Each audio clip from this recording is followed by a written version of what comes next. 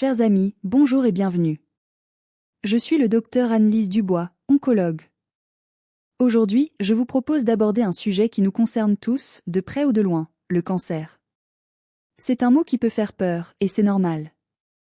Mais ma mission aujourd'hui est de démystifier cette maladie, de vous la faire comprendre, non pas comme une fatalité, mais comme un défi scientifique, un combat que nous menons ensemble, au quotidien.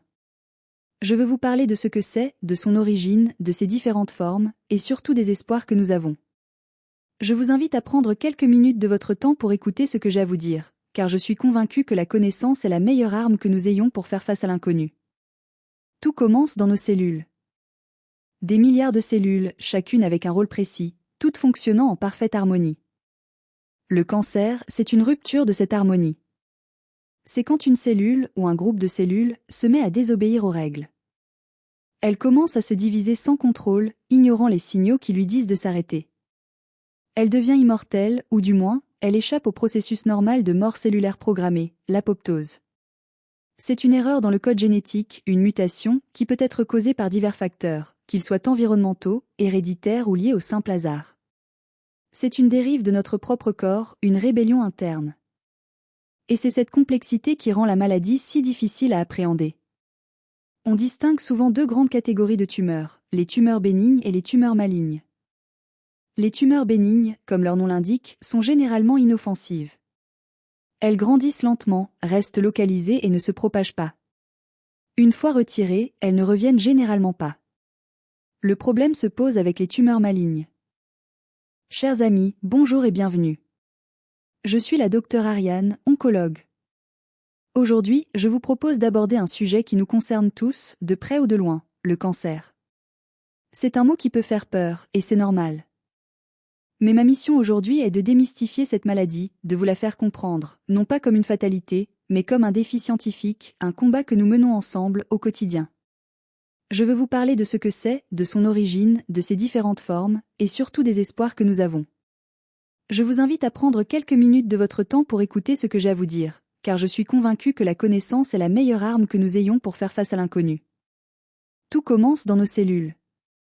Des milliards de cellules, chacune avec un rôle précis, toutes fonctionnant en parfaite harmonie. Le cancer, c'est une rupture de cette harmonie. C'est quand une cellule, ou un groupe de cellules, se met à désobéir aux règles. Elle commence à se diviser sans contrôle, ignorant les signaux qui lui disent de s'arrêter. Elle devient immortelle, ou du moins, elle échappe au processus normal de mort cellulaire programmée, l'apoptose.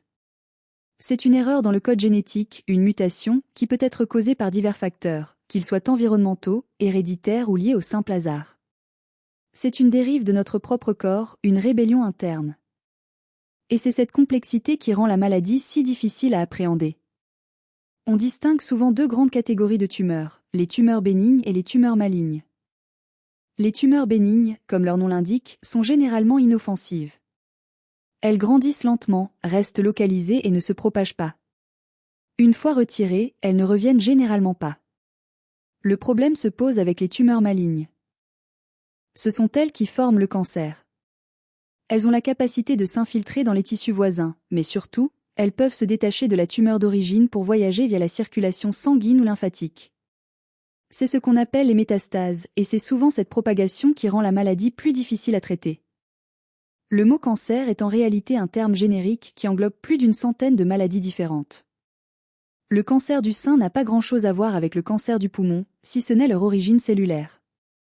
Chaque cancer a ses propres caractéristiques, ses propres facteurs de risque, ses propres voies de progression. Et c'est pour ça que la recherche est si passionnante. Nous devons comprendre chaque type de cancer de manière spécifique pour pouvoir le cibler de la façon la plus efficace possible. Il n'y a pas une seule solution, mais une multitude de stratégies, adaptées à chaque patient, à chaque tumeur. C'est ce qu'on appelle la médecine personnalisée, et c'est l'avenir de l'oncologie. L'un des plus grands défis que nous affrontons est la détection précoce.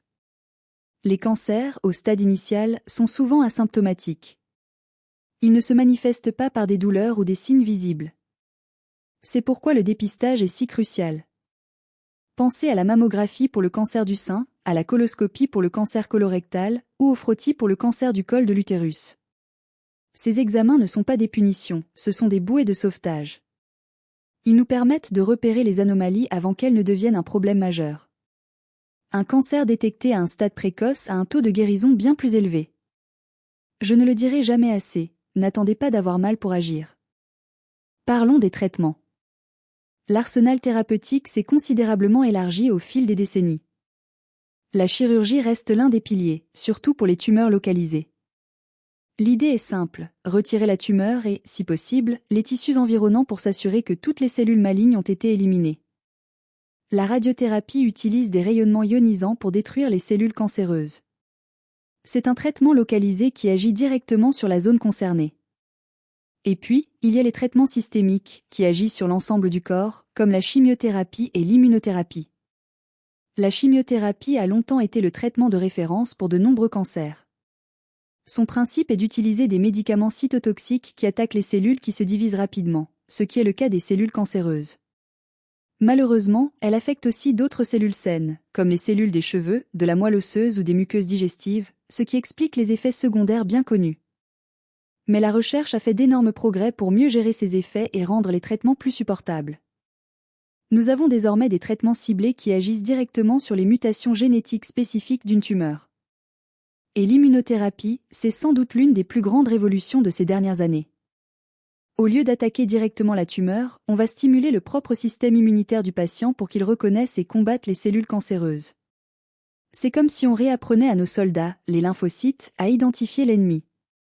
Les résultats sont spectaculaires sur certains cancers qui étaient jusqu'à présent très difficiles à traiter. C'est une approche beaucoup plus subtile et personnalisée, qui ouvre de nouvelles perspectives pour l'avenir. Mais la science n'est qu'une partie de l'équation. Le soutien psychologique est tout aussi important que le traitement médical. Le diagnostic de cancer est un choc, un tremblement de terre. C'est une épreuve à la fois physique et psychologique, pour le patient, mais aussi pour ses proches. C'est pourquoi les équipes de soins sont pluridisciplinaires. On a des oncologues, des radiothérapeutes, des chirurgiens, mais aussi des psychologues, des infirmiers spécialisés, des aides-soignants, des diététiciens. Nous formons une équipe pour prendre soin de la personne dans sa globalité, et pas seulement de sa maladie. L'aspect humain est au cœur de notre métier. L'espoir est une force puissante. Je ne suis pas là pour vous vendre de faux espoirs, mais pour vous parler des progrès réels et tangibles que nous faisons chaque jour. L'espérance de vie des patients atteints de cancer a doublé au cours des 40 dernières années. De plus en plus de cancers sont considérés comme des maladies chroniques, avec lesquelles les patients peuvent vivre pendant de nombreuses années. C'est le fruit d'un travail acharné, de la collaboration entre scientifiques, médecins, et bien sûr, des patients qui participent aux essais cliniques. Chaque pas, aussi petit soit-il, est une victoire. La recherche ne s'arrête jamais. Aujourd'hui, on explore de nouvelles pistes, comme les vaccins thérapeutiques qui pourraient apprendre à notre corps à se défendre contre la récidive, ou la nanomédecine, qui utilise des particules à l'échelle nanométrique pour délivrer les médicaments directement dans les tumeurs, minimisant ainsi les effets secondaires. C'est un voyage passionnant, plein de découvertes et de promesses. Le cancer nous pousse à innover, à repousser les limites de la science et de la médecine. Mais la prévention reste notre meilleure arme. Environ un tiers des cancers pourraient être évités en adoptant de simples changements de mode de vie. L'alimentation saine et équilibrée, la pratique régulière d'une activité physique, l'arrêt du tabac et la réduction de la consommation d'alcool sont des gestes concrets qui peuvent faire une réelle différence. C'est un investissement dans votre santé, un cadeau que vous vous faites à vous-même pour l'avenir. Il n'est jamais trop tard pour commencer à prendre soin de soi. Il y a aussi l'aspect des facteurs environnementaux. L'exposition à certaines substances chimiques, à la pollution, ou à certains virus comme le papillomavirus humain, HPV, peut augmenter le risque de cancer.